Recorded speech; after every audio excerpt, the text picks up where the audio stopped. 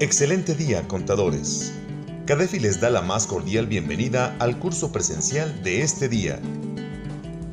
El tema que analizaremos el día de hoy será Reformas Fiscales 2017, donde conocerás las reformas más importantes que el Ejecutivo publicó el pasado 30 de noviembre y que son de aplicación desde enero 2017. Demos la bienvenida al expositor de este día, el contador público certificado, José Antonio González Castro. Disfruta de tu capacitación. Comenzamos. Buenos días a todos. Bienvenidos. A nombre de CADEFI les damos la más cordial bienvenida. Y bueno, pues el día de hoy vamos a tener este curso en relación a las reformas fiscales 2017. Y bueno, pues como ustedes ya conocen a nuestro expositor, no me queda más que darles el micrófono para que empecemos con este curso.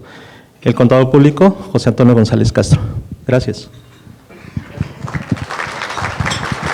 Gracias.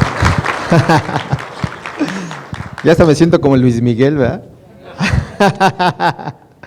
Pues sean ustedes bienvenidos a este curso de Reformas Fiscales 2017, que en tiempo considero que ya estamos un poquito desfasados, porque todo esto que vamos a platicar se conoció desde el 8 de septiembre del presente año, con algunas modificaciones muy leves. Entonces, bueno, y todo lo que platiquemos hoy ya está aprobado, ya está publicado. De hecho, les voy a comentar la última publicación que fue el 19 de diciembre. Hoy no sé cómo estamos, porque ya no sé ni qué. Pues ayer, exactamente, se publicó el incremento al salario mínimo, que también ya lo conocíamos, pero bueno, ayer formalmente se publicó. Entonces vamos a platicar de muchas cosas, espero que tengan a bien hacerme las preguntas que deseen, ¿de acuerdo? Aún y cuando no es el tema, vamos a darles una pequeña embarradita de lo que es el nuevo CFDI de nóminas, que estaba también programado un curso, ¿de acuerdo? En donde muchas de las cosas que vamos a platicar, de reformas al código, de reformas a renta, reformas al IVA y las modificaciones al CFDI, y no es porque me quiera hacer de la vista gorda, muchas de esas reformas van a salir vía resolución miscelánea, los pormenores que hacer o que no hacer. Por ejemplo, ayer estamos viendo un curso de CFDIs en donde la autoridad ha emitido en un solo mes 3 guías diferentes para armar un CFDI. Y una de esas guías es que publica una guía y la guía siguiente se desdice de lo que dijo en la anterior. Entonces, y hay muchas dudas en materia de CFDIs, pero bueno, mi nombre es José Antonio González, ya lo decían, me pueden preguntar lo que gusten en relación con el tema, desde luego, ¿verdad? Porque luego se prestan a malas interpretaciones, ¿verdad? Bueno, curso Reformas Fiscales 2017. Reflexión: estar preparados es importante, saber esperarlos aún más, pero aprovechar el momento adecuado es la clave de la vida. Simplemente aprovechen las oportunidades, jóvenes. Sale. ¿Qué es lo que vamos a platicar? Ya les mencionaba, cambios en los FDIs para nóminas 2017.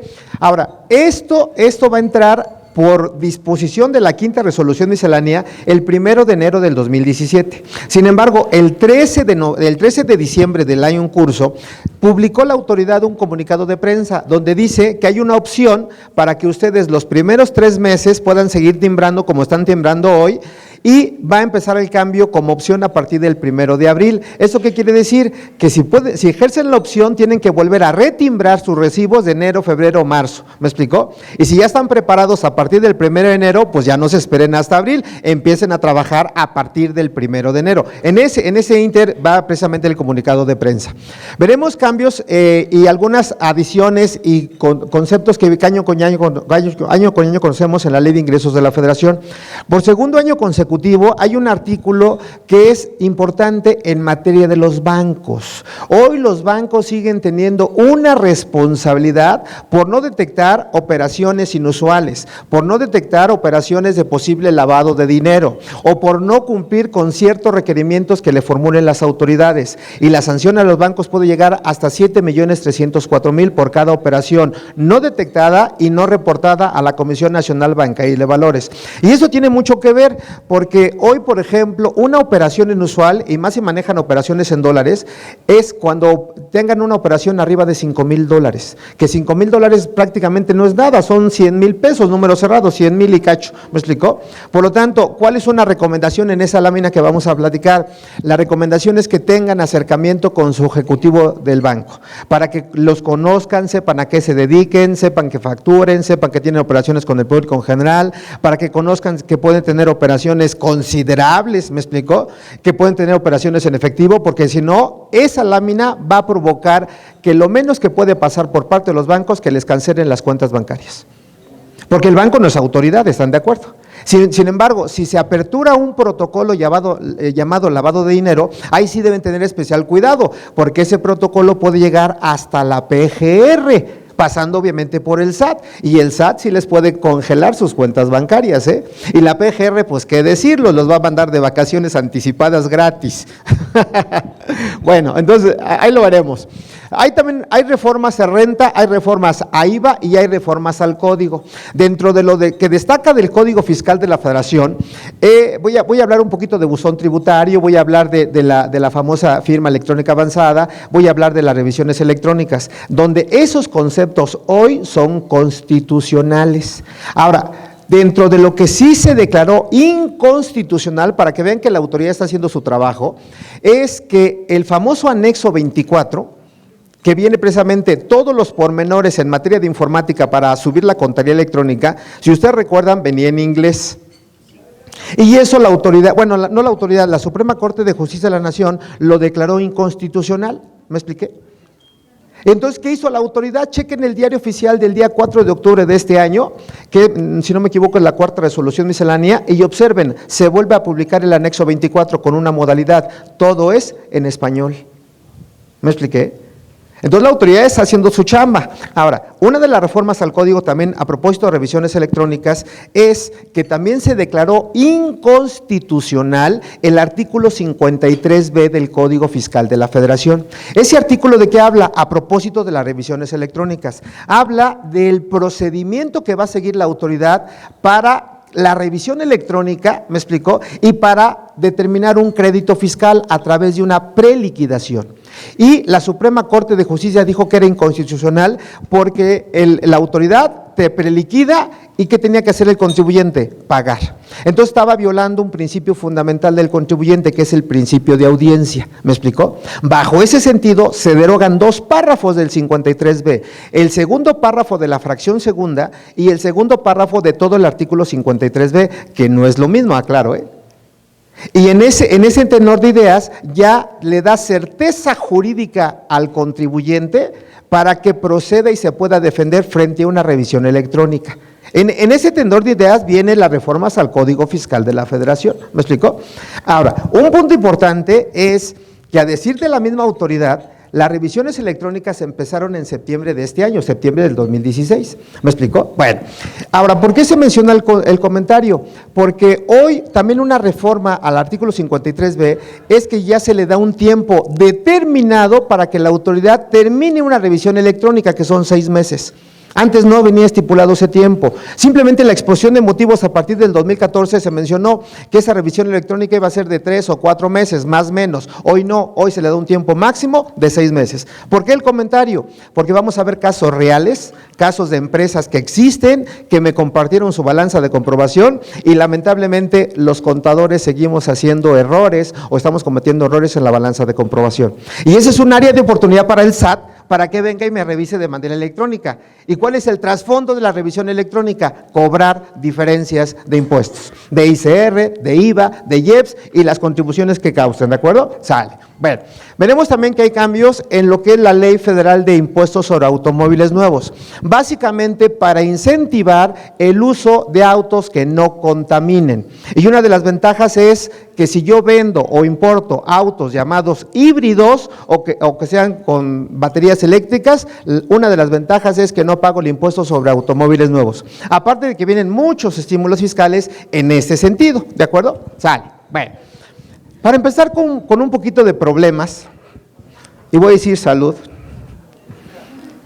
la filosofía del SAT, desde que está vigente hoy el actual gobierno, es fiscalizar al contribuyente, es incrementar la recaudación, es no devolver saldo a su favor. Esa es la filosofía de la autoridad, ¿eh? Por lo tanto, dos muestras.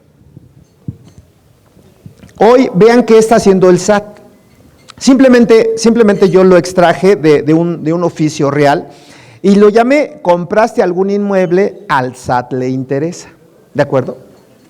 Y vean que este es un oficio que lo emite el Servicio de Administración Tributaria, concretamente la Administración General de Auditoría Fiscal Federal, ¿me explicó? Está fechado el 4 de octubre del 2016, es un documento actual, vigente. ¿Y qué me dice como asunto? Se le invita a regularizar y o aclarar su situación fiscal.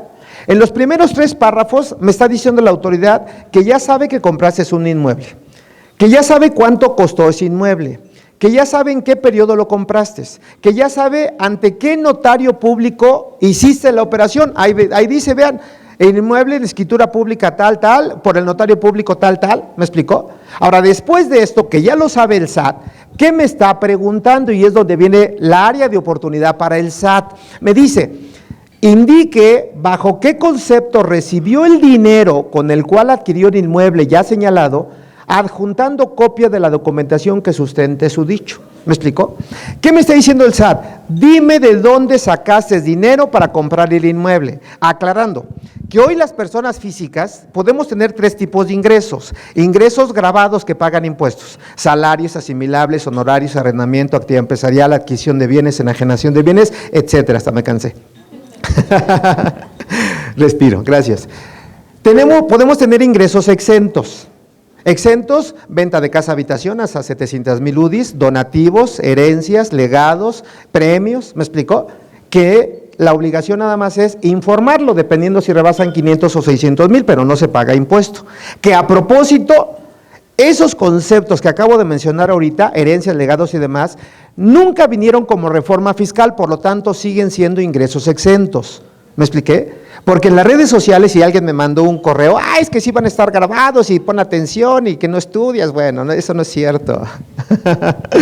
Esos conceptos no están grabados, siguen siendo ingresos exentos. Entonces ya tenemos 2 formas de acreditar: ingresos grabados o ingresos exentos. Y hay otro concepto que a muchos no les gusta, que son ingresos no objeto en materia de impuesto a la renta.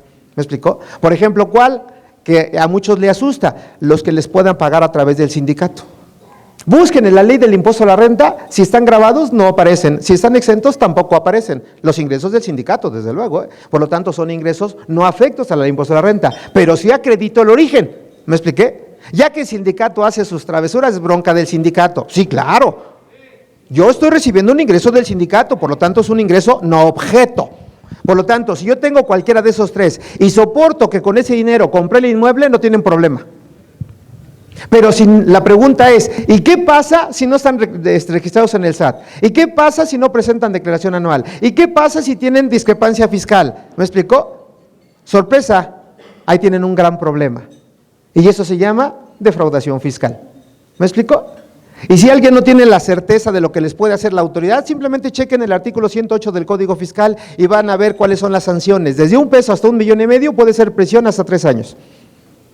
De crédito fiscal, desde luego, Y a partir de ahí puede llegar hasta 9 años de cárcel. ¿Me expliqué? Porque son defraudadores fiscales. Y curiosamente, no quiero ser muy pesimista, ni mucho menos, ni alarmista, pero muchos de los contribuyentes que están en ese supuesto son los socios de las mismas empresas. ¿Y por qué digo los socios? Y si no, díganme su punto de vista. El socio de sus empresas, que asesoran o que ustedes son socios y demás, regularmente la misma empresa que es el ente jurídico que genera la riqueza, que genere, etcétera, etcétera, no les paga algún ingreso directamente a los socios. Al contrario, el socio presta, el socio hace aportaciones de capital, el socio hace aportaciones para futuros aumentos de capital. Entonces, lejos que a mí me paguen, yo meto dinero. Y ahí tengo 2 problemas: el origen del dinero que estoy metiendo. Y la segunda, ¿cómo vivo? Y la tercera, ¿cómo me hice de mi patrimonio? Sencillo, ¿me expliqué? Entonces, así están las cosas con el SAT. La idea es fiscalizar. Y sobre esa tendencia viene la reforma fiscal. Ahora, otro punto. Mucha gente fue muy feliz en el periodo llamado el Buen Fin. Ahí está. Fue muy feliz porque dice, compro y voy a pagar como a 5 años, ¿verdad? porque así se las gastaban. Bueno, pues este Buen Fin, chequen el decreto publicado el 30 de septiembre del 2016. ¿Quién lo está publicando? El Servicio de Administración Tributaria, el SAT. Y ese decreto, ¿qué me dice? Que sugiere a los contribuyentes no usar dinero efectivo. ¿Me explicó? Y les sugiere que utilicen su tarjeta de crédito. ¿Me expliqué? Para efecto de que dejen evidencia. Por lo tanto, en la quinta resolución miscelánea, ¿de acuerdo?, sale esta regla, la 1192, y dice, ¿qué le interesa conocer al SAT y qué información se le tiene que entregar al SAT? A propósito de esto, bueno, primero me dice, quiero saber el número identificador de la entidad que emitió la tarjeta de crédito respectiva. Y ahí pongan la tienda comercial que quieran, la que quieran, Soriana, Palacio de Hierro, Liverpool, etcétera. Bien. Número 2 dice, quiero saber la fecha en este formato en que se hizo la erogación, ¿de acuerdo? Y ven que salió un periodo, creo que del 13 al 16, el 17 de noviembre. Bueno. Quiero saber el número completo de la tarjeta de crédito del participante, 16 dígitos, ¿de acuerdo? Que esto simplemente voy a llevarlo a la nómina. Ayer, por ejemplo, un tema que fue muy interesante es que cuando pongan la forma de pago, ¿de acuerdo?, que en este caso va dirigido para el patrón, le deben de poner no aplica. El patrón. Sin embargo, el trabajador sí debe tener una cuenta bancaria o debe tener una tarjeta de crédito o, escuchen, debe tener un número de teléfono celular. ¿Me expliqué? Pero eso es para el trabajador, no para el patrón. Y alguien decía, con cierta razón, oye, José Antonio, es que la autoridad nos ha dado una clave, que si pongo 01 efectivo, 02 cheque, 03 transferencia o NA, dependiendo de los montos. Bueno, disposición general, nómina, disposición particular y pongo NA. ¿Me expliqué? O sea, tengan cuidado con eso y eso viene en la guía, ¿sale? Si quieren venir al curso, están invitados pasado mañana, ¿no? Pasado mañana. Bueno, ok. ¿Quiere saber también la autoridad el importe total de la transacción expresado en pesos y hasta 2 decimales? ¿Cuánto gastaste? Quiero saber el número de autorización y toda esa información se le tuvo que haber proporcionado al SAT el día 28 de noviembre del presente año. Ahora, pregúntense, ¿para qué quiere esa información el SAT? Pues para fiscalizarlos. ¿Me expliqué? Entonces, jugando un poquito con un concepto, yo les decía antier, si llega el SAT a su casa y digan, tan, ¿quién es? No va a ser la vieja Inés, va a ser el SAT. Y a muchos les da mucho miedo el SAT, ¿eh? Bueno, tiemblan. Pero bueno, y más los patrones, ¿verdad? Sale. Empezamos con algunas disposiciones ya de la Ley de Ingresos de la Federación. Muchos de los estímulos fiscales vienen en el artículo 16 de la Ley de Ingresos. Por lo tanto, uno de esos beneficios que no es nuevo, aclaro, año con año se da, es este. Me dice que hay una opción para personas morales de no expedir constancia de retención. Básicamente en operaciones que celebre con personas físicas que les paga por honorarios y personas físicas que les paga por arrendamiento. ¿Me expliqué? Entonces la opción es para la persona moral de no emitir constancia de retención, siempre y cuando la persona física, que es el honorario, que es el arrendamiento, dé un CFDI. ¿Me expliqué? Con requisitos, y dentro de esos requisitos que desglose el IVA, la retención de IVA y la retención de ICR. Por lo tanto, el CFDI, según esta disposición, se considerará constancia de ingresos y retenciones. ¿Me expliqué? Sin embargo, piensen mal y acertarán. Frente a un posible saldo a favor, y más si la persona moral no ha enterado las retenciones, porque eso es muy común. O sea, a mí me retienen el impuesto, pero yo no tengo la certeza de que la persona moral lo haya pagado. ¿Me expliqué? Entonces, frente a un saldo a favor, yo les sugiero que no hagan caso a este estímulo y soliciten su constancia. Que hoy la constancia por este año, ¿de acuerdo? Yo no sé cómo va a estar en 2017, pero por este año, una constancia para salarios, para asimilables, para arrendamiento, para dividendos y demás, simplemente es la impresión del anexo 1, del anexo 2 y el anexo 4, ¿de qué creen? Del DIM. ¿Sí me expliqué? Imprímanla y en la constancia, obviamente en salarios van a poner cuándo se presentó, el folio, etcétera, etcétera, etcétera. Sale, bien. Entonces ahí está un primer beneficio. Haciendo un paréntesis de esto, no hay que perder de vista que independientemente de las reformas fiscales, tenemos que revisar cómo vamos a cerrar 2016. Y estamos escasamente a 2 semanas que se termine el año. Y menciono esto porque se nos puede disparar el coeficiente de utilidad, se nos puede disparar el ICR y se nos puede disparar la PTU. Sin embargo, hay que ser propositivos. Si realmente van a pagar PTU, pues lógicamente va a ser un desembolso que a través del camino, ese desembolso lo van a recuperar vía acreditamiento. De hecho, es un estímulo fiscal que viene más adelante. O sea, lo pago, pero después lo acredito. En el entendido, y no se confundan, la PTU se acredita siempre y cuando esté pagada, pero la PTU no se deduce. La PTU es un gasto contable, no fiscal, partida en conciliación. ¿Sí me expliqué? Porque la misma ley de impuesto a la renta, su artículo 28 dice que la PTU es un gasto no deducible. Y es un gasto, contablemente afectan otros gastos para efecto del estado de resultados integral. Nada más para que tengan el dato. Sale. Bien. Por otro lado, deben de preparar el ajuste por sueldos y salarios en los términos del artículo 97 de la Ley del Impuesto sobre la Renta, aclarando que el ajuste lo hace el patrón, no el trabajador. El trabajador en este mes tiene que comunicarle al patrón por escrito si decide o no presentar declaración anual, porque si no rebasa 400,000 tiene la opción de presentar anual. Pero si rebasa 400,000, tiene la obligación de presentar anual. Por lo tanto, si hay declaración anual por parte del trabajador, no hay ajuste. Y si hay ajuste, no hay declaración anual, porque si no va a haber un conflicto de intereses. Y la autoridad frente a un saldo a favor, no me va a devolver el saldo a favor. Y regularmente se la gasta diciendo, trabajador fulano de tal, ve con el patrón para que presente declaración complementaria, del DIM desde luego. ¿Y el patrón lo va a hacer? Desde luego que no. Desde luego que no. ¿Me explicó? Entonces estamos perjudicando al trabajador. Bueno, otro punto. Este ajuste va de la mano con la presentación del anexo 1, si ustedes recuerdan. Dentro de toda la información que me presenten, o sea que me piden, me dice que si se hizo no ajuste por sueldos y salarios, y qué tarifa estoy aplicando, y qué entidad federativa, señalados ingresos exentos y grabados. ¿Me expliqué? O sea, es una información muy generosa. Bueno, pues esa información generosa, sorpresa, hoy va a venir en el CFDI de nóminas. Ayer lo veíamos, tienen que desglosar qué concepto le pagan y si ese concepto paga impuesto o no paga impuesto, en el CFDI de nóminas. ¿Me expliqué? Cuando hoy lo hacemos solamente en la declaración anual, y uno de esos conceptos que hoy se informa en el DIM son los viáticos, como ingresos exentos. ¿Me explicó? Y a propósito se tiene que llenar porque si no van a meter en problemas al trabajador, porque no va a coincidir lo que tenga en el banco con lo que hayan pagado de viáticos y de nómina. ¿Me expliqué? Y para el próximo año, sorpresa, los viáticos se tienen que timbrar, tienen que hacer un CFDI, por lo tanto, los estoy invitando al curso de pasado mañana. ¿Ya dio calor?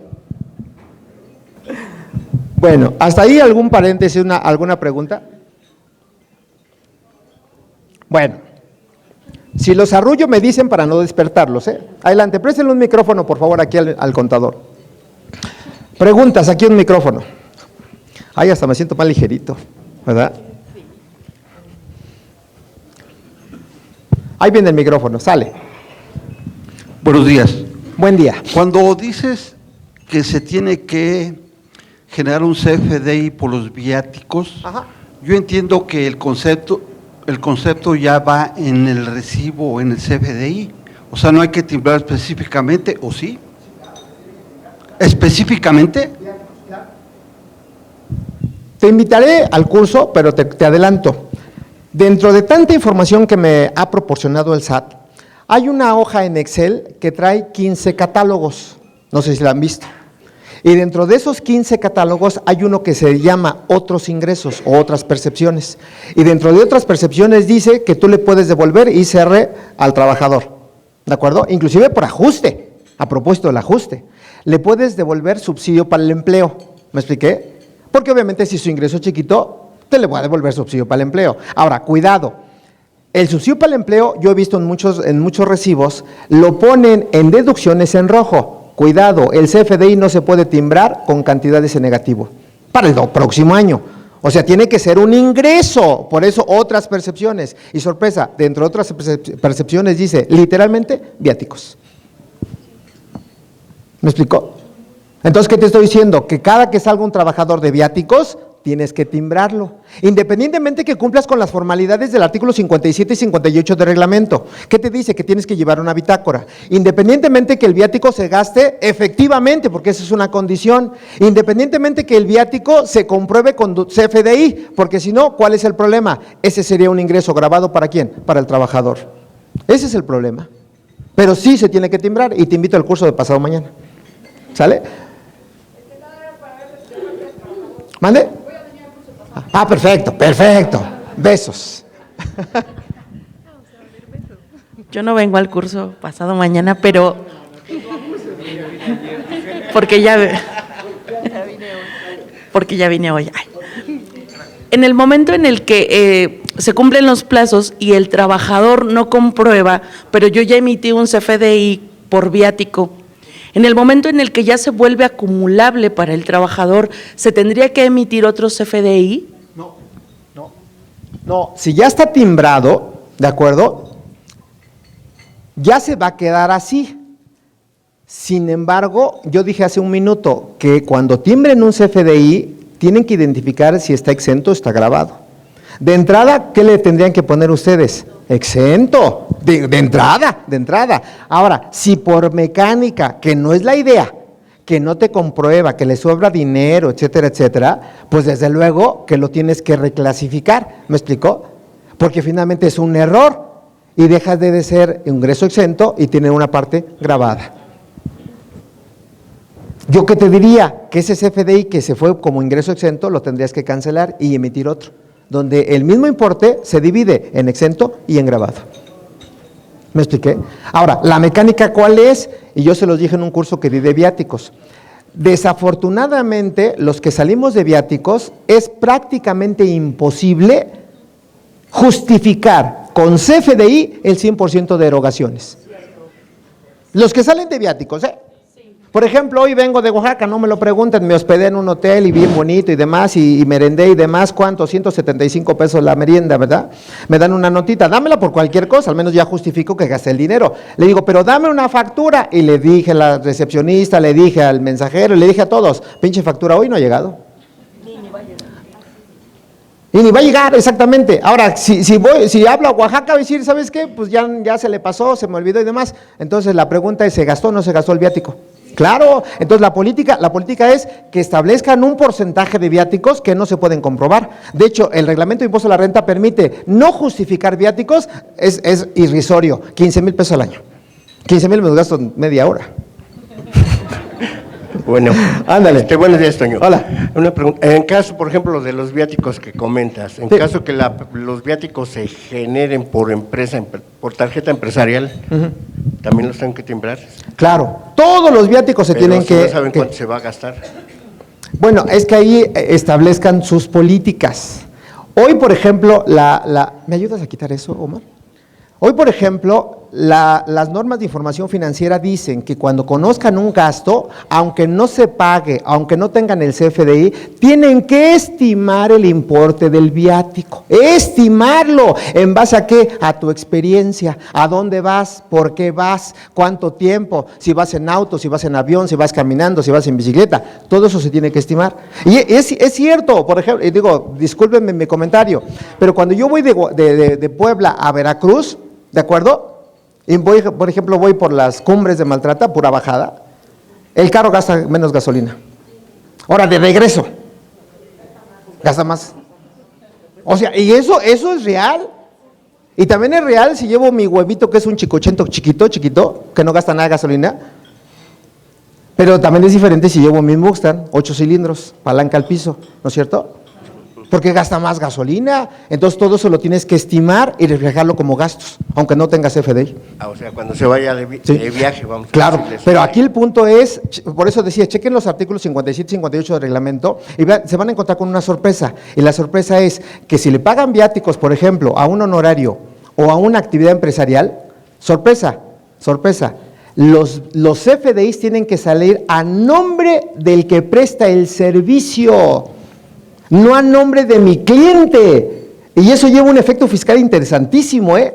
Porque si yo te cobro los viáticos y te cobro mis honorarios, suma los dos y te tengo que timbrar el 100% del honorario más viático a ti. Y eso causa ICR, eso causa IVA y eso causa retenciones. ¿De acuerdo? Fundamento artículo 18 de la ley del IVA. Entonces, punto. Échale. Gracias. Con mucho gusto. Sale, avanzamos. Avanzamos. Otro de los puntos que tienen que ir considerando es la declaración de riesgos de trabajo. Aquí el comentario va encaminado a que no llegue una notificación del Seguro Social y les diga, te rectifico la prima porque está mal calculada. ¿Y por qué puede estar mal calculada? Porque no tienen toda la evidencia de incapacidades, altas, bajas, porcentajes de incapacidad, de funciones y demás. Porque la misma ley del Seguro Social dice que la información se la tiene que dar el trabajador al patrón, ¿no es cierto? Ahora, ¿en la práctica se da? Pues no es cierto.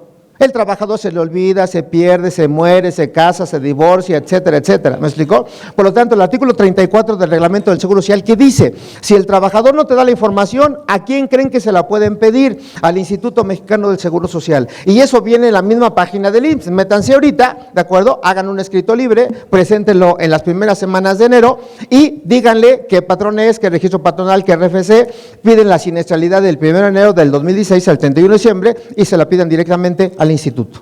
¿Para efectos de qué? De que presenten en tiempo y forma y con datos reales su declaración de prima de riesgos de trabajo. Por favor, pregunta. Hola, buen día. Buen día. Pregunta con respecto a lo que son los viáticos. Sí. La empresa adquiere los boletos de avión Sí. para una persona que va a salir. Ajá. Esos boletos de avión sale dinero de la empresa Sí. y aparte se le da dinero al trabajador. Claro. Allí, en el caso para el timbrado, ¿se tiene que timbrar solamente la parte lo que se le da al trabajador Sí, o también se tendría que acumular nada la más, otra? nada más. Lo Ok. que paga la empresa pide el comprobante y se le timbra a la empresa. No, Ok. aquí es el dinero que físicamente le hace al trabajador. Ok. Ahora, ¿cuál sería la recomendación? Sí. Que independientemente que le pagues a un trabajador un asimilable, un honorario, etcétera, etcétera, haz un contrato de mandato. Porque finalmente son gastos a través de un tercero. ¿Me explicó? Sí. Y en base a eso, que en ese contrato de mandato se establezcan los pormenores a dónde puedes salir de viaje, qué vas a gastar, etcétera, etcétera, y con eso cubres cualquier... Pero finalmente es un empleado, está dado de alta en la empresa. Pero en el aún IMSS y así, todo. lo amarrarías sin Ok, problema. perfecto. Sale. Gracias. Con mucho gusto. Seguimos. Ok.